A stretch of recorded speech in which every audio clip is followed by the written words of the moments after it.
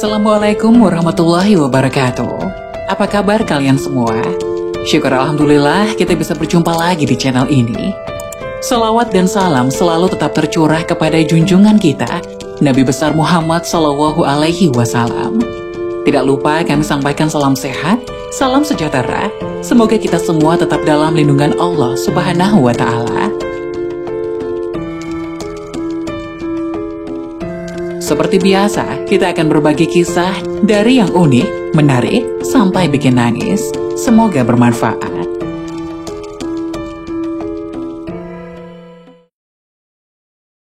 Masya Allah, jenazah gadis cantik ini keluarkan bau super wangi. Ternyata begini kisah semasa hidupnya.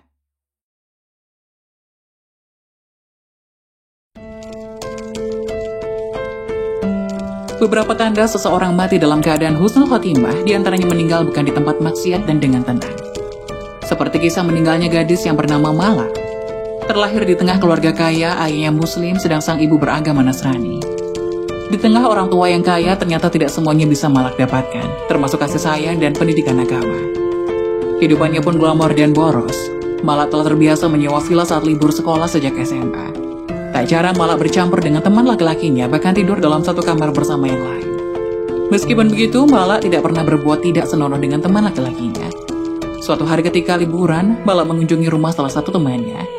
Saat Malak berbincang dengan teman-temannya, tiba-tiba seorang wanita mengajak teman lelakinya ke kamar. Alangkah terkejutnya Malak saat melihat teman wanitanya berdua dengan sosok di kamar sedang melakukan tindakan memalukan. Malak marah seketika dan menampar wajah teman wanitanya itu, lalu ia berlari dan pulang. Untuk pertama kalinya Malak merasa tersesat tanpa arah. Dari kejadian itu, Malak menjadi sering menyendiri dan merenung.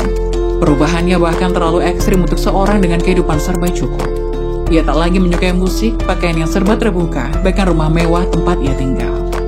Kumandang azan yang tak pernah ia dengar tiba hari-hari setelahnya seolah suaranya musik jiwa. Sejak itu, ia memutuskan untuk sholat. Di rumah mewah itu satu-satunya perlengkapan ibadah yang ada merupakan peninggalan neneknya. Mukena dan sajadah milik mendiang nenek ia gunakan untuk sholat. Dalam sholatnya ia menyesali perbuatan yang selama ini dijalani. Air matanya menganak sungai saat sujud. Ia menangis terseduh-seduh. 1 jam berdoa, ia pertama kalinya mengaku merasakan ketenangan batin.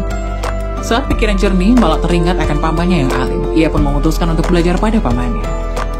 Dari pamannya, Malak belajar agama Islam dengan kasih sayang, mulai dari cara wudhu yang benar hingga ilmu agama lainnya. Beberapa hari di rumah paman sekaligus guru agamanya, Malak tiba-tiba menguatkan tekad untuk belajar lebih dalam. "Paman, berapa lama waktu yang dibutuhkan untuk menghafal Al-Quran?" tanyanya. "Insya Allah 5 tahun, jawab sang paman. Dalam pikirannya Malak khawatir tidak bisa menyelesaikan hafalan Quran, sebab usianya belum tentu mencapai 5 tahun ke depan. Namun dengan semangat belajar yang tinggi, sejak hari itu, ia mulai menghafal Al-Quran dengan bantuan sang paman.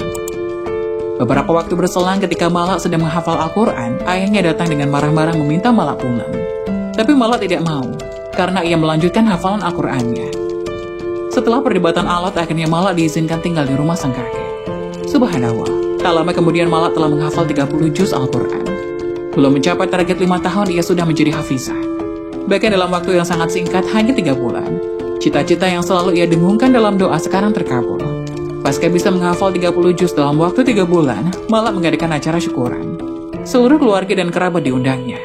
Semua telah berkumpul, acara hampir dimulai tapi Malak tak kunjung terlihat juga.